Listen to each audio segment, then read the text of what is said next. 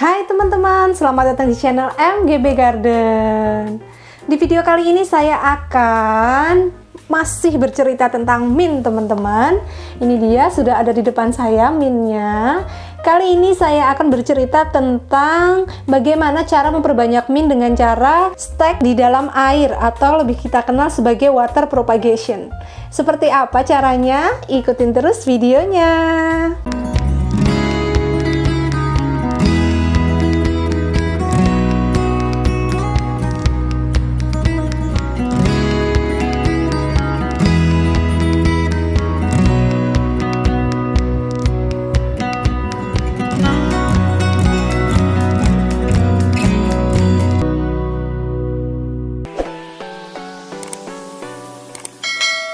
Nah teman-teman, mint itu memang salah satu tanaman yang sangat mudah untuk diperbanyak ya. Jadi kebanyakan pekebun pemula itu mulai dengan cara merawat mint terlebih dahulu. Nah mint itu bisa dikembangbiakan dengan berbagai macam cara ya teman-teman. Dulu saya udah pernah bikin videonya, yaitu memperbanyak mint dengan cara stack di tanah seperti ini. Silahkan nanti klik linknya di atas atau bisa juga di kolom deskripsi ya, akan saya cantumkan linknya. Terus juga mint bisa diperbanyak dengan cara menanam dari benih, menyemai dari benih. Videonya juga udah pernah saya buat dan nanti juga silakan klik link di kolom deskripsi ya. Nah kali ini dengan cara stack air, dengan cara merendamnya seperti ini kita bisa melihat pertumbuhan dari mint-mint ini. Nanti akan keluar akar gitu kan, dan kita bisa mengamatinya setiap hari. Nah ini adalah tanaman mint hasil dari saya stack di dalam air atau water propagation teman-teman. Udah seperti ini tanamannya. Bagaimana cara saya untuk memperbanyak mint dari water propagation seperti ini hingga menjadi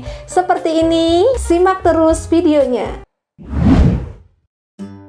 Nah teman-teman, saya mulai stack mint ini pada tanggal 16 September 2020 dan ini adalah indukan mint yang saya gunakan. Nah ini kalau kita lihat daun-daunnya ada yang besar, ada yang kecil, tapi kita akan memilih batang mint yang sehat ya teman-teman, yang besar-besar, bukan kecil seperti ini tapi yang besar. Tuh terlihat merah dan juga kokoh ya. Kita potong beberapa, 1, 2, 3 dan 4. Nah ini adalah air keran yang sudah saya endapkan selama 2 hari. Kenapa harus diendapkan dulu? Karena air keran itu mengandung klorin atau kaporit ya teman-teman. Bisa juga menggunakan air sumur atau air AC ya teman-teman. Air hujan juga boleh yang tidak mengandung klorin. Nah ini juga saya siapkan jar di sini ya teman-teman. Selanjutnya adalah kita potong daun-daun yang ada di bawah ya, kira-kira setinggi airnya. Jadi nanti batang yang terendam air itu tidak ada daunnya teman-teman. Kita potong lalu kita masukkan ke dalam jar seperti ini. Oh ya, ada juga batang mint yang agak kecil. Nah saya ingin membandingkan pertumbuhannya dengan batang mint yang besar ya, apakah nanti ada perbedaan atau enggak. Lalu kita masukkan air setinggi dari kira-kira 3/4 jar ya, dan kita taruh di jendela. Kalau saya ini ya di tempat yang tidak terkena sinar matahari langsung tapi memiliki sirkulasi udara yang baik dan terang. Jangan di tempat yang gelap ya teman-teman. Nah ini update-nya hari kelima. Kalau kita lihat di sini ada daun yang mulai menguning dan bercak kecoklatan. It's okay teman-teman, tapi yang lainnya masih terlihat hijau dan pucuknya itu juga terlihat ada pertumbuhan. Nah kalau kita lihat di batang yang bawah teman-teman, ini udah mulai muncul akar sedikit. Nah ini adalah pertanda yang bagus teman-teman. Nah kalau kita lihat lebih dekat, akarnya itu muncul dari bekas potekan daun. Nah itu pentingnya batang yang direndam itu harus dipotongin daunnya ya, biar tanaman itu fokus untuk membentuk akar daripada menyuplai nutrisinya untuk daun yang tua teman-teman. Nah jangan lupa kita ganti airnya secara berkala. Kalau saya biasanya 2 hari atau 3 hari sekali gitu ya teman-teman. Jangan sampai kelamaan, jangan sampai berlumut. Kita ganti airnya biar tanamannya ini tumbuh dengan sehat pastinya. Setelah kita ganti, kita taruh kembali batang-batang mintnya tadi dan diletakkan ke tempat semula. Nah, selanjutnya ini adalah update hari ke-17 ya teman-teman. Kita lihat di sini ada daun yang coklat, ada daun yang mengering, it's okay. Tapi kita lihat juga akarnya tumbuh dengan baik teman-teman, dan pucuknya itu, tunasnya juga mengalami penambahan panjang, artinya dia tumbuh teman-teman. Sedangkan ini adalah batang yang kecil, ternyata tidak mengeluarkan akar ya, jadi jelas pertumbuhannya lebih cepat kalau kita memilih batang yang sehat, yang besar seperti ini dan juga gendut gitu ya. Oke, sekarang kita akan melakukan pindah tanam. Kita siapkan dulu, ini ada potnya, lalu saya isi dengan media tanam. Media tanamnya saya memakai tanah yang dicampur dengan kompos. Kita isi sebagian dulu. Pelan-pelan kita taruh mintnya di dalam pot dan kita isi dengan media lagi. Hati-hati ya, jangan sampai akarnya itu terluka ya teman-teman, jangan sampai akarnya itu rusak. Nah, kita tegakkan dan kita padatkan. Jangan lupa untuk menyiram ya, menyiram dengan air agar tanaman kita segar. Nah, seperti ini bentuknya. Kita simpan di tempat yang tidak terkena sinar matahari langsung dan sirkulasi udaranya baik. Ini saya taruh di luar ruangan. Lalu update pada hari ke-21, lihat teman-teman seperti ini. Daun yang bawah itu coklat. Terus ada batang yang kecil tadi yang belum berakar, dia terlihat layu ya. Nah, sekarang saya mau memotong batangnya, saya pruning biar dia tumbuh tunas baru dari ketiak daunnya. Nah, seperti ini. Kita lihat perkembangan selanjutnya ya. Nah, ini dia hari ke-30, saya beri pupuk organik cair dan juga pupuk nitrogen, semuanya organik. Nah, saya siram seminggu sekali ya teman-teman. Dan ini perkembangan hari ke-30, kita lihat tunas kecilnya mulai muncul ya teman-teman. Dan ini hari ke-35, sepertinya daunnya kurang sehat ya. Ini ada putih-putihnya, jamur sepertinya. Kita potong aja daun yang kurang sehat, jangan dipelihara. Nah, dan kita lihat pucuknya, tunas yang tumbuh di ketiak daun itu makin besar teman-teman. Nah, pemotongan daun ini sekaligus untuk merangsang pertumbuhan dari tunas yang ada di ketiak daun gitu. Jadi tanamannya fokus pada pertumbuhan tunas, bukan kepada daun yang sudah tidak produktif.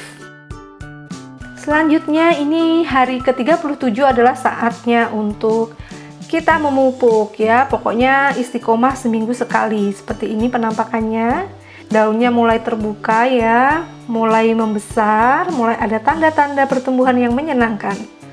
Jangan lupa kita beri pupuk seminggu sekali, masih dengan pupuk organik cair yang dibuat sendiri. Ini dia hari ke-49, terlihat makin besar daun-daunnya, pertumbuhannya juga terlihat nyata ya teman-teman. Oke, selanjutnya kita pupuk lagi. Jangan bosan-bosan, karena harus telaten merawatnya ya dengan pemupukan ini ya teman-teman. Seminggu sekali, lihat makin besar pastinya daunnya. Daun barunya makin lebar daripada daun yang telah lalu ya teman-teman. Ini tandanya pertumbuhannya bagus. Dan ini adalah hari ke-65, ini berarti udah lebih dari 3 bulan ya. Alhamdulillah, terlihat subur, segar, hijau, dan menyenangkan. Dan ini dia hari ke-72. Batangnya kita lihat juga besar-besar teman-teman, kokoh, dan ini batangnya bisa kita stek lagi untuk tanaman selanjutnya ya. Wah, menggemaskan kan, mudah kan. Nah, seperti itu perawatannya teman-teman.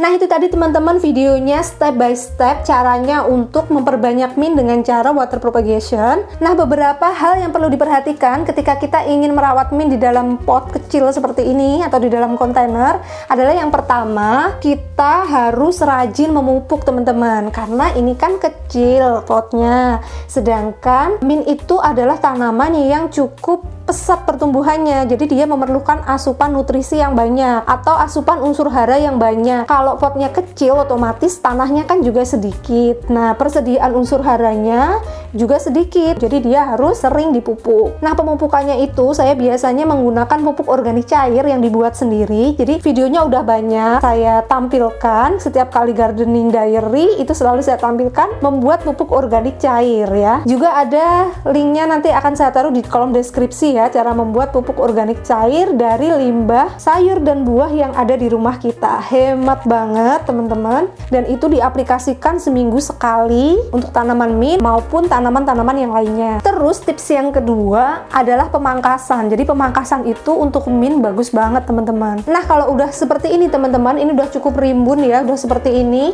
kita lihat daun-daun yang bawah udah mulai menguning juga ya, karena ini udah lumayan besar, ini bisa kita panen. Nah ini kan dulu cuman dari 3 batang aja dan dia bisa bercabang seperti ini. Nah kalau kita lihat itu satu batang itu dia bisa mengeluarkan 1, 2, 3, 4, 5, 6 cabang loh. Wow, satu batang aja jadi 6 cabang, lumayan banget. Ini nanti kalau kita potong dia juga makin rimbun lagi teman-teman. Apa yang terjadi kalau mint ini, misalnya mint saya ini enggak saya pangkas, enggak saya panen, yang terjadi adalah daun yang bawah ini kan menguning, lama-lama rontok teman-teman. Yang bawah ini saya potek nih, lalu yang terjadi adalah bawahnya nanti akan gundul, memanjang batangnya, dan daunnya cuma di atasnya aja. Biar dia tumbuhnya kompak seperti ini, pendek berisi, dia perlu dipangkas. Nah pemangkasannya gimana caranya udah pernah saya posting videonya ya. Yang jelas pemangkasannya itu ya kalau saya kira-kira 1 cm dari media tanam lah kira-kira. Lalu jangan lupa untuk diberi pupuk. Lalu kalau udah penuh banget nih akarnya, karena ini di pot kecil ya, jadi akarnya cepet banget penuh, jangan lupa akarnya di pruning juga atau dipangkas. Biar apa? Untuk merangsang pertumbuhan akarnya baru gitu. Selanjutnya yang ketiga yang perlu diperhatikan adalah tempat perawatannya ya. Jadi sebenarnya pupuk itu bukanlah hal yang utama teman-teman, tapi bagaimana kita merawatnya sehari-hari itu yang lebih penting.